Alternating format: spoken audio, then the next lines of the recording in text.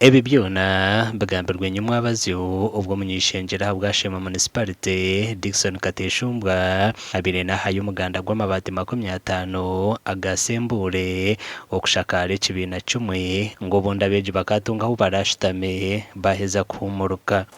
Tandike akore samani mingi umanya go kuza kuronda ahari aronde yakwate sente zo musentezi agambwe nago batagetaga OPM nimbamwe noza gahora ateze ne sentezi amabatu 50 gasembure mukuru w'ishomereri Lydia Atumanye nagira ngo hakabanza kugwa amaju g'abashomesa kandi ubwa hatano bararo mu bina aho abeje bari gushomera kandi kindi nushanga itwe nk'abashomesa kwembakira mbashomaha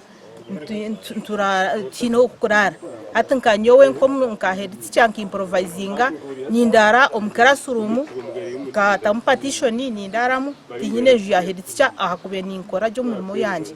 umunyishengero Kateshumbwa arukorabero umujwecerwa we kandi uri speaker wa Shema municipality Steven Katwirumunda yahumuriza abazire n'abashomesa ngwebyo ebyo kutungura ibyo bwegese nico batirehwa misho kandi ntuyamba abantu munonga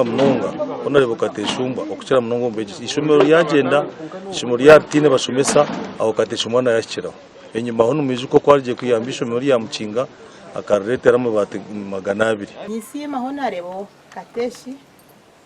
ubase kutekateka kurabira umu political assistant mamukatuyomwe tubasima munonga ahabwe kimwe atukora izoberi ahimwe hamukama yongeraho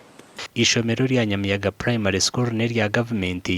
kandi rya hamusinje gwekanisa umwaka uguhwire ishomero rikaba ryinabeje barkwingura mu 350 konka heta mu yo kubanza hiyagire kwendera ribire risigiza bejiga na 3 na mushanju bonka amakuru agagasha kwa Michael atwakire